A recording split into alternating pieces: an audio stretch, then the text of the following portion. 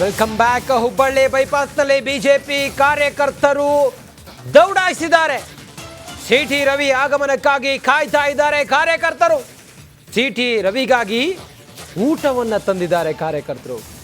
ರಾತ್ರಿ ಏನು ಊಟ ಕೊಟ್ಟಿಲ್ಲ ಪೊಲೀಸರು, ಹಲ್ಲೆ ಮಾಡಿದ್ರು ಅಂತ ಹೇಳಿ ಎಲ್ಲ ಹೇಳಿ MLC ಸಿಟಿ ರವಿ ಅವರ ಈಗಾಗಲೇ ಬಂಧನ ಮಾಡಿಕೊಂಡು ಬೆಳಗಾವಿಯಿಂದ ಹುಬ್ಬಳ್ಳಿ ಮೂಲಕ ಬೆಂಗಳೂರಿಗೆ ಈಗ ಕರೆತರಲಾಗ್ತಾ ಇದೆ. ಸದ್ಯ ನಾನೀಗ ಹುಬ್ಬಳ್ಳಿಯ ಗಬ್ಬೂರು ಬೈಪಾಸ್ ನಲ್ಲಿದ್ದೀನಿ. ಗಬ್ಬೂರು ಬೈಪಾಸ್ಗೆ ಇನ್ನೇನು ಕೆಲವೇ ಕ್ಷಣಗಳಲ್ಲಿ ಸಿಟಿ ರವಿ ಅವರನ್ನ ಕರೆತರಲಾಗ್ತಾ ಇದೆ. ಈ ಹಿನ್ನೆಲೆಯಲ್ಲಿ ಒಂದ್ ಕಡೆ ಬಿಜೆಪಿ ಕಾರ್ಯಕರ್ತರು ಒಂದ್ ಕಡೆ ರಾಜ್ಯ ಸರ್ಕಾರದ ವಿರುದ್ಧ ಘೋಷಣೆಗಳನ್ನ ಕೂಗುವ ಮೂಲಕ ಏನು ಲಕ್ಷ್ಮೀ ಹೆಬ್ಬಾಳ್ಕರ್ ಇರ್ಬೋದು, ಅದೇ ರೀತಿ ರಾಜ್ಯ ಸರ್ಕಾರದ ಒಂದು ದುಂಡಾವರ್ತನೆ ಮಾಡ್ತಾ ಇದೆ ಅಂತಕ್ಕಂಥ ಆರೋಪವನ್ನ ಇಲ್ಲಿ ಮಾಡಲಾಗ್ತಾ ಇದೆ. ಸಾಕಷ್ಟು ಘೋಷಣೆಗಳನ್ನ ಕೂಗುವ ಮೂಲಕ ಇಲ್ಲಿ ಬಿಜೆಪಿ ಕಾರ್ಯಕರ್ತರು ಇಲ್ಲಿ ಕಾದು ಕುಳಿತಿದ್ದಾರೆ. ಪೊಲೀಸರು ಅವರನ್ನ ತಡೆಯುವಂತ ನಿಟ್ಟಿನಲ್ಲೂ ಕೂಡ ಇಲ್ಲಿ ಮುಂದಾಗಿರ್ತಕ್ಕಂಥದ್ದು ದೃಶ್ಯದಲ್ಲಿ ತಾವು ಗಮನಿಸ್ತಾ ಇರಬಹುದು. ಸಿಟಿ ರವಿ ಅವರ ಆಗಮಿಸ್ತಾ ಇರುವಂತ ಕಾರು ಈಗ ಬರ್ತಾ ಇರ್ತಕ್ಕಂಥದ್ದು. ಈಗ ಅವ್ರನ್ನ ಬೆಂಗಳೂರಿಗೆ ಅಂದ್ರೆ ಬೆಳಗಾವಿ ಮೂಲಕ ಬೆಂಗಳೂರಿಗೆ ಕರೆದುಕೊಂಡು ಹೋಗಲಾಗ್ತಾ ಇದೆ. ಇತ್ತ ಸಿ ಪಾಟೀಲ್ ಅಂದ್ರೆ ಮಾಜಿ ಸಚಿವ ಸಿ ಪಾಟೀಲ್ ಅವ್ರ ಜೊತೆಗೆ ಸಾಕಷ್ಟು ಕಾರ್ಯಕರ್ತರು ಇಲ್ಲಿ ಕಾದು ಕುಳಿತಿದ್ದಾರೆ. ಸಿಟಿ ರವಿ ಅವ್ರನ್ನ ಇಲ್ಲಿ ತಡೆದು ಏನು ಕಾರ್ಯಕರ್ತರನ್ನ ಅವರು ನಿಲ್ಲಿಸಬೇಕು ಅಂತಕ್ಕಂಥ ಒಂದು ನಿಟ್ಟಿನಲ್ಲಿ ಮಾಜಿ ಸಚಿವ ಸಿ ಪಾಟೀಲ್ ಅವರು ಕೂಡ ಇಲ್ಲಿ ನಿಂತಿರ್ತಕ್ಕಂಥದ್ದು. ಸಿಟಿ ರವಿ ಅವ್ರನ್ನ ಅವರಿಗಾಗಿ ಇಲ್ಲಿ ಕಾಯ್ತಾ ಇದ್ದಾರೆ. ಒಂದ್ ಕಡೆ ಬೆಳಗಾವಿಯಿಂದ ಏನು ನೇರವಾಗಿ ಹುಬ್ಬಳ್ಳಿ ಮೂಲಕ ಸಿಟಿ ರವಿ ಅವ್ರನ್ನ ಈಗಾಗಲೇ ಪೊಲೀಸರು ಕರೆ ತರ್ತಾ ಇದ್ದಾರೆ. ಈ ಹಿನ್ನೆಲೆಯಲ್ಲಿ ಅವರಿಗಾಗಿ ಇಲ್ಲಿ ಕಾದು ಕುಳಿತಿದ್ದಾರೆ. ಒಂದ್ ಕಡೆ ಅವರು ಬಿಜೆಪಿ ಕಾರ್ಯಕರ್ತರ ಒಂದು ಘೋಷಣೆ ಹಿನ್ನೆಲೆಯಲ್ಲಿ ಕೆಲವೊಂದಿಷ್ಟು ಪೊಲೀಸರು ಕೂಡ ಅವ್ರನ್ನ ತಡೆಯುವಂತ ಇಲ್ಲಿ ನಿಟ್ಟಿನಲ್ಲಿ ಮುಂದಾಗ್ತಾ ಇದ್ದಾರೆ. ಸಾಕಷ್ಟು ಜನ ಇದ್ದಾರೆ, ನೋಡ್ತಾ ಇರಬಹುದು. ಇನ್ನೇನು ಕೆಲವೇ ಕ್ಷಣಗಳಲ್ಲಿ ಸಿಟಿ ರವಿ ಅವರು ಇಲ್ಲಿಗೆ ಆಗಮಿಸ್ತಾರೆ. ಅವರಿಗೆ ಉಪಹಾರವನ್ನ ನೀಡಲಿಕ್ಕೆ ಇಲ್ಲಿ ಸಾಕಷ್ಟು ತಯಾರಿಗಳನ್ನ ಮಾಡಿಕೊಂಡು ಬಿಜೆಪಿಯ ಕಾರ್ಯಕರ್ತರು ಇಲ್ಲಿ ನಿಂತಿದ್ದಾರೆ.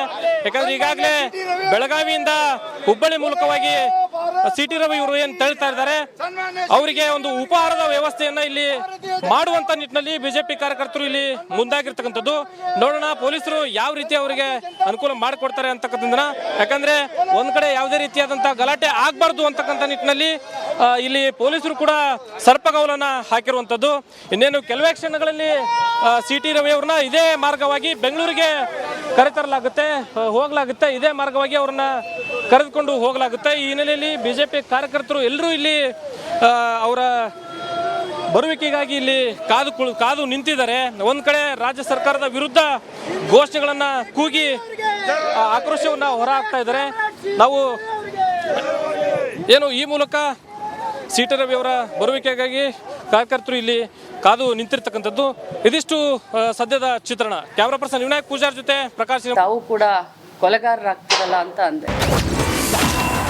ಒಮ್ಮೆ ಅಲ್ಲ 10 ಬಾರಿ ಹೇಳಿ ತೇಜೋವಧೆ. ರಾಜ್ಯದ ಎಲ್ಲ ಮಹಿಳೆಯರನ್ನ ಪ್ರತಿನಿಧಿಸ್ತಾ ಇದ್ದೀನಿ. ಇಂಥ ಸಂದರ್ಭದಲ್ಲಿ ನನಗೆ ಆ ಮಾತನ್ನು ಒಮ್ಮೆ ಅಲ್ಲ 10 ಬಾರಿ ಹೇಳಿ ನನ್ನನ್ನು ತೇಜೋವಧೆ ಮಾಡಿದರು. ಇದಕ್ಕೆಲ್ಲ ಹೆದರೋದಿಲ್ಲ ನಾನು. ಆದರೆ ನಾನು ಕೂಡ ಒಬ್ಬ ತಾಯಿ ಇರುವಂಥ ನಮ್ಮವ್ರಿಗೇ ಅದು ಸದನದಲ್ಲಿ ಈ ರೀತಿ ಮಾತಾಡಿದ್ರೆ ಬಹಳ ಹರ್ಟ್ ಆಗುತ್ತೆ. ಎಲ್ಲರೂ ಧೃತರಾಷ್ಟ್ರರಾಗಿ ಕುಳಿತಿದ್ರು. ವಿಧಾನ ಪರಿಷತ್ತು ಅಂತಂದರೆ ಹಿರಿಯರ ಚಾವಡಿ, ಬುದ್ಧಿವಂತರ ವೇದಿಕೆ. ಆ ವೇದಿಕೆಯಲ್ಲಿ ಅವ್ರು ಮಾತನಾಡಬೇಕಾದ್ರೆ ಎಲ್ಲರೂ ಧೃತರಾಷ್ಟ್ರ ಆದರು. ನನಗೆ ಅದು ಭಾಳ ಕೆಟ್ಟ ಅನಿಸ್ತು. ಕೇಳಿದವರು ಬಂದು ನನಗೆ ಪಕ್ಕಕ್ಕೆ ಬಂದು ಹೇಳ್ತಾರೆ, ಸಾರಿ ಅಂತ ಹೇಳ್ತಾರೆ. ಆದರೆ ಯಾರೂ ಕೂಡ ಅದನ್ನು ಖಂಡಿಸ್ಲಿಲ್ಲ. ನಮ್ಮ ಪಕ್ಷದವ್ರು ನನ್ನ ಬೆನ್ನಿಗೆ ನಿಂತ್ಕೊಂಡು ನನಗೆ ನನ್ನ ಸೊಸೆ ಧೈರ್ಯ ತುಂಬಿದಳು. ನಾನು ಬಹಳ ಶಾಕ್ನಲ್ಲಿದ್ದೀನಿ, ಬಹಳ ದುಃಖದಲ್ಲಿದ್ದೀನಿ. ನನಗೆ ಅದಾದ ತಕ್ಷಣ ನನ್ನ ಸೊಸೆ ಹಾಸ್ಪಿಟಲಲ್ಲಿದ್ದರು. ನನಗೆ ಫೋನ್ ಮಾಡಿದ್ಲು, ಅಮ್ಮ ಯು ಆರ್ ಅ ವಾರಿಯರ್, ನಿನ್ನ ಜೊತೆ ನಾವೆಲ್ಲ ಇದ್ದೀವಿ ಅಂತಂದರು. ನನ್ನ ಮಗ ಬೆಂಗಳೂರಿನಲ್ಲಿದ್ದಾನೆ. ನನಗೆ ಫೋನ್ ಮಾಡಿ ಧೈರ್ಯ ತುಂಬಿದ್ದಾನೆ. ನನ್ನ ತಮ್ಮ ಬೆನ್ನಿಗಿದ್ದಾರೆ.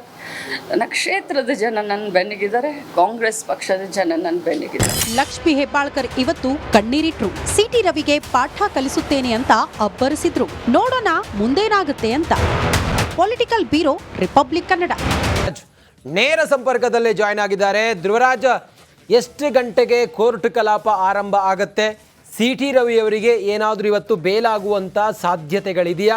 ಪ್ರೊಸೀಡಿಂಗ್ಸ್ ಎಷ್ಟೊತ್ತಿಗೆ ಆರಂಭ ಆಗುತ್ತೆ? ಯಾರ್ಯಾರು ಬಂದಿದ್ದಾರೆ? ಈಗ ಹೆಚ್ಚಿನ ವಿವರ ಏನಿದೆ ತಮ್ಮ ಹತ್ರ ಧ್ರುವ?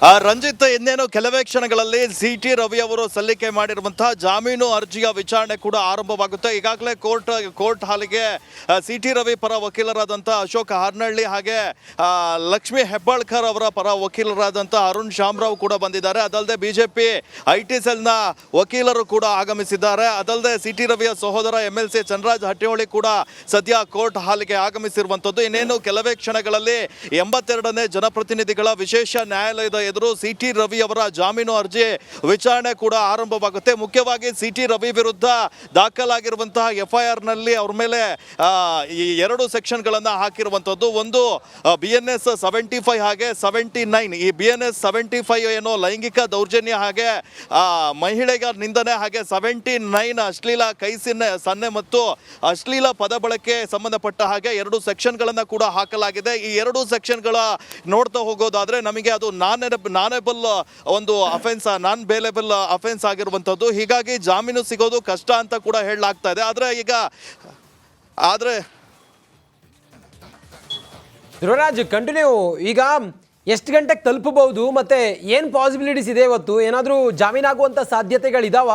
ಹೇಗೆ ಏನು ಹೇಳ್ತಾರೆ ವಕೀಲರು?